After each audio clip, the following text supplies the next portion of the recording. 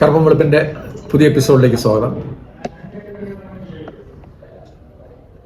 ഇപ്പോൾ മാധ്യമരംഗത്ത് ചർച്ചയായിരിക്കുന്നത് ശ്രീ പിണറായി വിജയന്റെ അത്താഴ ഡിപ്ലോമസിയാണ്.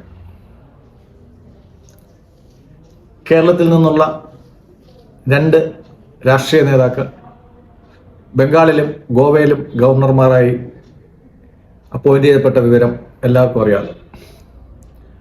അപ്പോൾ നിർമ്മലാ സീതാരാമനുമായിട്ട് ഒരു ബ്രേക്ക്ഫാസ്റ്റ് ഡിപ്ലോമസി ഡൽഹി കേരള ഹൗസിൽ വെച്ച് ഇദ്ദേഹം നടത്തുകയുണ്ടായി. അതിൻ്റെ തൊട്ടുപുറകെ വീണയ്ക്കെതിരായിട്ടുള്ള കേസും FIR-ഉം രജിസ്റ്ററായി.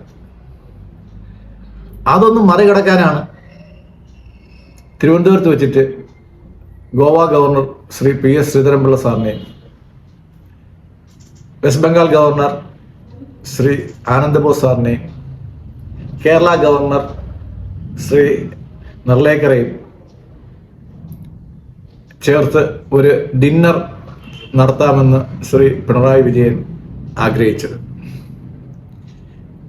അതിൻ്റെ ഏകോപനത്തിന് അദ്ദേഹം നിയോഗിച്ചത് അദ്ദേഹത്തിൻ്റെ പ്രിൻസിപ്പൽ സെക്രട്ടറിയും CBI അന്വേഷണം നേരിടുന്ന ഉദ്യോഗസ്ഥനുമായ ശ്രീ KM എബ്രഹാമിനാണ്.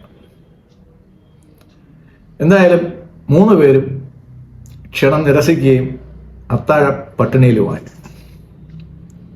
ശ്രീ പിണറായി വിജയന് മനസ്സിലാക്കാൻ കഴിയാത്തൊരു കാര്യം, കേരളത്തിലെ BJP-യുടെ തലപ്പത്ത് ചില ചെറിയ മാറ്റങ്ങളൊക്കെ വന്നിട്ടുണ്ട്. അതുകൊണ്ട് ഇപ്പോഴ് കേരളത്തിന്റെ കാര്യങ്ങൾ നോക്കുന്നത് ശ്രീ രാജീവ് ചന്ദ്രശേഖറാണ്. കേന്ദ്രമന്ത്രിയായിരുന്ന അദ്ദേഹം BJP-യുടെ ഇരുത്തം വന്ന ഒരു നേതാവും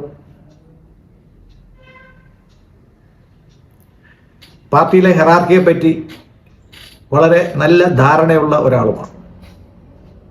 അദ്ദേഹത്തെ പോലൊരാൾ കേരളത്തിൻ്റെ BJP-യുടെ ഉത്തരവാദിത്വത്തിൽ ഇരിക്കുമ്പോൾ കേരളത്തിലേക്ക് ഒരു BJP-യുടെ നേതാവ് വരണമെങ്കിലോ, അവർ ഗവർണർ ആയിക്കോട്ടെ കേന്ദ്രമന്ത്രി ആയിക്കോട്ടെ, വരണമെങ്കിലോ ഒരു പ്രോഗ്രാം നടത്തണമെങ്കിലോ അദ്ദേഹത്തിൻ്റെ അറിവും കൂടെ അത്യാവശ്യമാണ് എന്നാണ് ഈ പാളിപ്പോയ അത്താഴ നയതന്ത്രം കാണിക്കുന്നത്.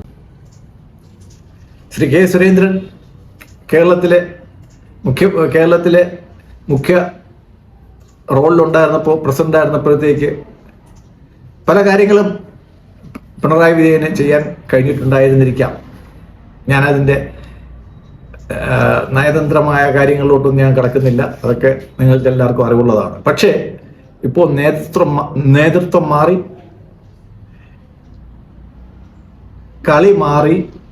കളിക്കളം മാറി, കളിക്കാരും മാറി. ശ്രീ പിണറായി വിജയൻ ഇത് ഓർത്തിരുന്നത് നല്ലത്. നന്ദി, നമസ്കാരം.